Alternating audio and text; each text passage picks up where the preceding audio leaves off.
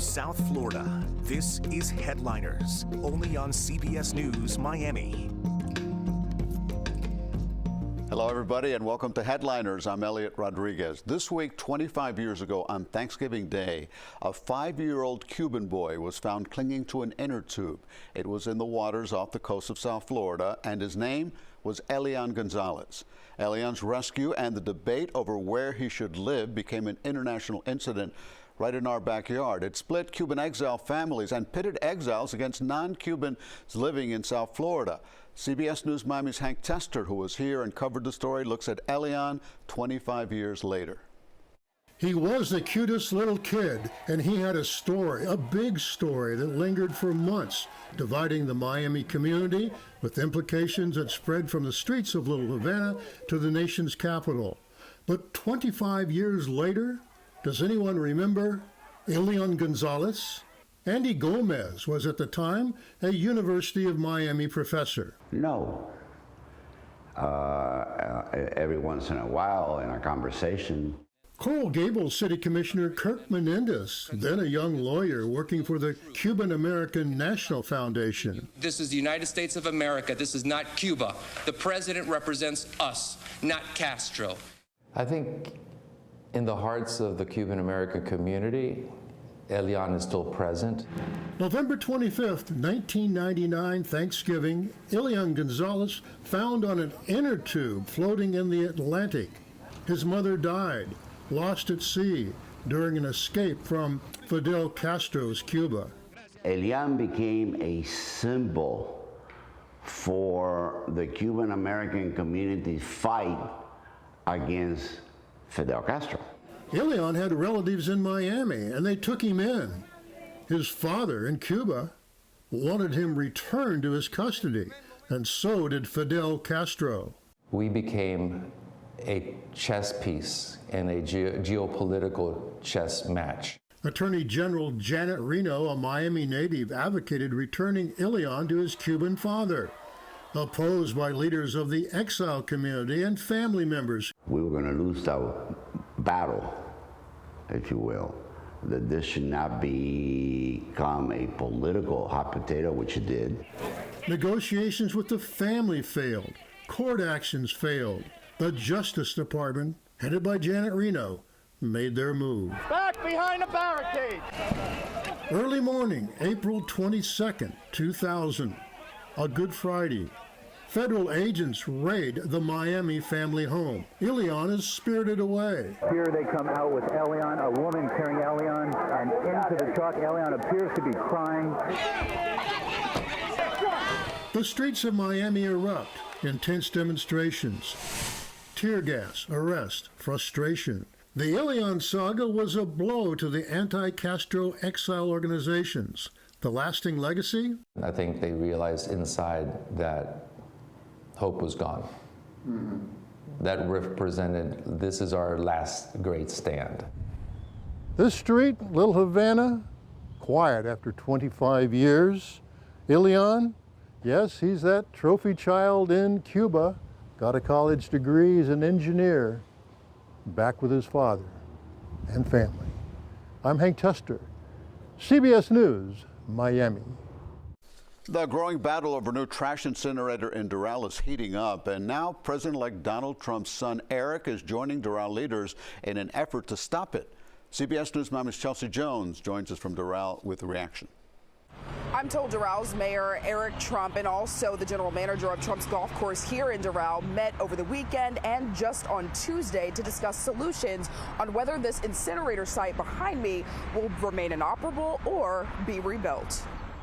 This trash incinerator went up in flames and burned for 3 weeks. Questions and debate on where it should be rebuilt have been ongoing. And with the county commission voting to put it back at the site in Doral, now Mayor Christy Fraga called the Trump team to put a stop to it. We had several conversations, and I know that they immediately activated their lobbyists to get a hold of the county and start recommending that we look at alternative solutions. She says keeping the site in Doral is a waste of $1 billion investment due to the population increase in Doral, along with the health risks associated with keeping the incinerator so close to homes and schools.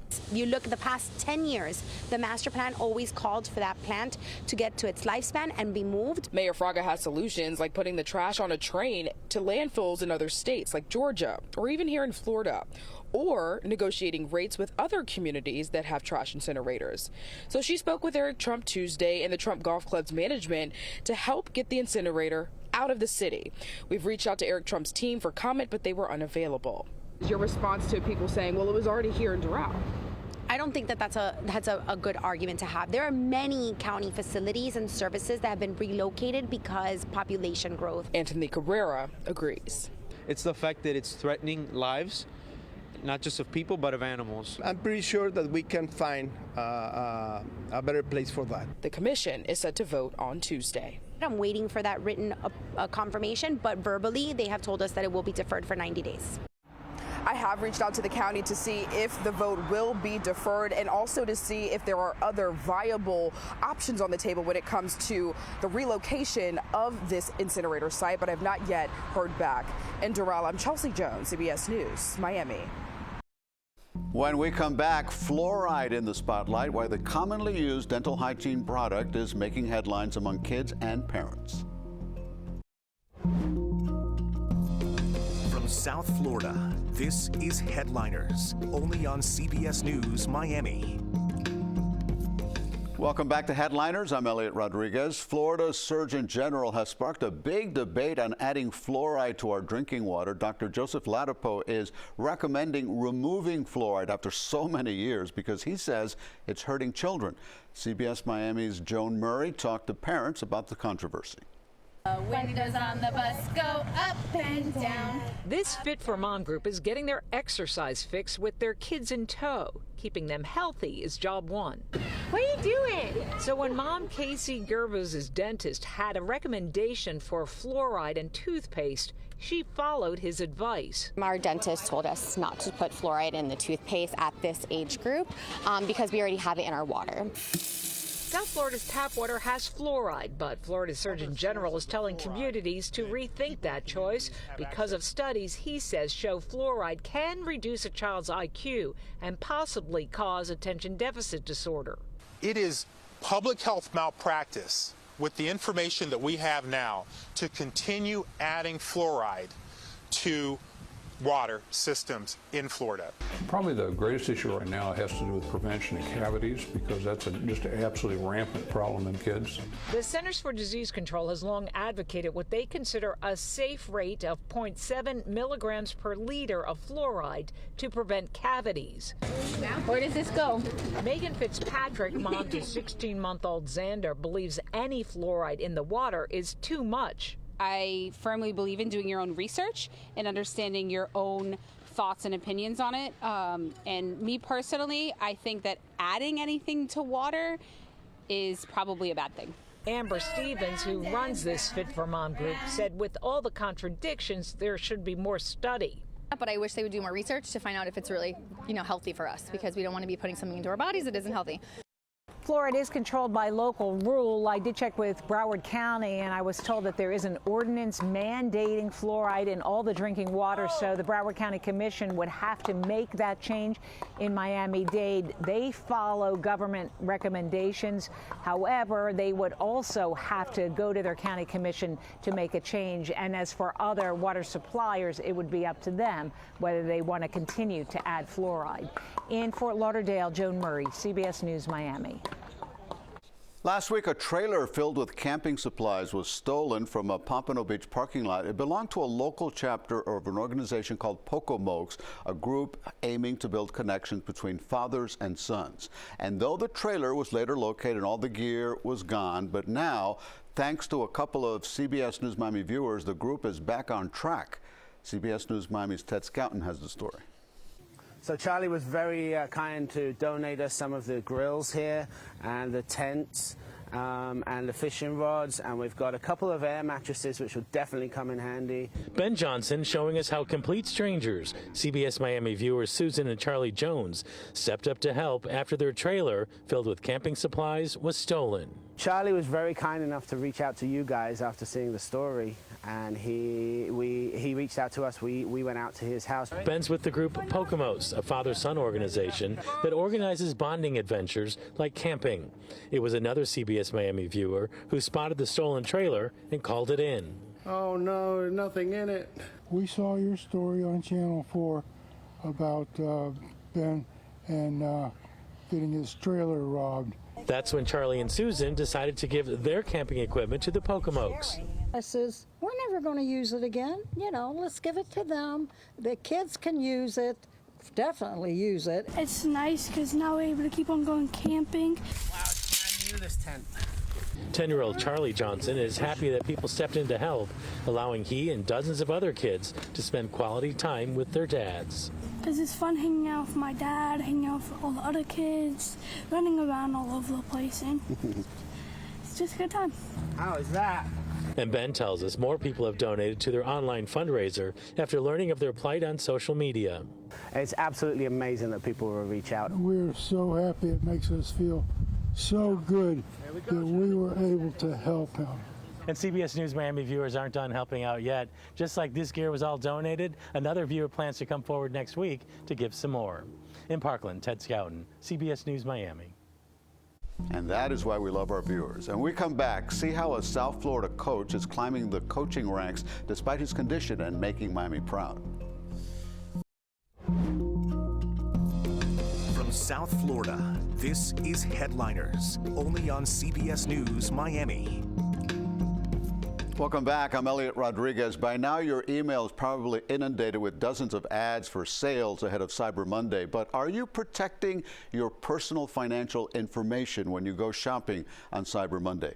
CBS News Miami's Nakaya Carrero spoke with a cybersecurity expert on what to do before you add to your shopping cart. With the holidays here, more people are looking for the best deals. I spoke with an expert about scams happening this year and what you should do when shopping in person and online. They want your name, they want your email address, your social, your bank account information. With more people submitting carts online, cybersecurity expert Reginald Andre says that means more opportunity to fall victim to scammers. He says you're seeing more and more copycat websites. Don't get an unsolicited email and all of a sudden click on the link. You're going to want to go to www.companyname.com and from there look at all of their Black Friday deals. He says another thing to watch out for is deals that sound too good to be true. If the pairs of shoes are typically $200 and they're selling it for $50, probably doesn't make too much sense. Another troubling trend, imposters posing as delivery companies, like this text message posing as the United States Postal Service. But it's not just delivery companies. They're going to send a text message acting as if they're SunPass, and then they're going to say, well, you owe $10. And then, oh, okay, I don't know why my card didn't register. Yes, I was traveling for the holidays. Let me go ahead and pay the $10. And they got your money. Andre warns about another scam using AI technology. Hackers are creating ads using the likeness of celebrities to bait people into making purchases and then stealing their bank information. In Sweetwater, Nakaya Carrero, CBS News, Miami. In this week's edition of Miami Proud, a college basketball coach is breaking barriers by climbing the ranks despite having a birth defect. CBS News Miami's Steve Magiri tells us how he is paving new paths. One wing passes to middle, once the top crosses again. Frank Caniglio is the brains behind the plays for the United International College basketball team. Dribble handoff on opposite side. Learn and adapt is his motto. Let's go. He's had to do that since he was little. He was born with Apert syndrome, a birth defect that causes deformities on the skull, face, teeth, and limbs. When I was born, my fingers were like stuck together. He needed several surgeries, and he had to take speech pathology sessions as a kid. Like I used to say like tree. Like I used to have like to teach me how to use my tongue to speak. He now goes by Coach Frank. Rebound, finish shot, E. Frank got his foot in the door as a student manager in college. His current role at United International is the second different assistant coaching job he's held. On top of drawing up the plays and making sure the team has a full schedule, Coach Frank also helps out a lot with recruiting, and a number of the players on this team were recruited from overseas. I think he can really start at point guard. Head coach Mohsen Kyle says Coach Frank helped lure him to the college. He says at 23, Frank's knowledge of the game is way beyond his experience level. This passes across. And some of the plays that he draws up are pretty advanced, so some of the players are just not ready for them. Frank says he never viewed his condition as a crutch and says he's living proof that other people with Apert syndrome can become coaches as well. His ultimate goal is to become a head coach. I feel like it could be pretty inspiring, showing people it's possible to follow your dreams. He's already treated like a head coach, since he usually gets the first. We still got to work on some rotations and finishing up our shots. And the last word when the team breaks a huddle. Call it, Frank. All right. Execute on 3. 1, 2, 3. Execute. In Davie, Steve Majiri, CBS News, Miami. And on that note, thank you for joining us this half hour in Headliners. As always, keep it right here to CBS News Miami for up-to-the-minute breaking news and weather 24 hours a day. Make it a great day.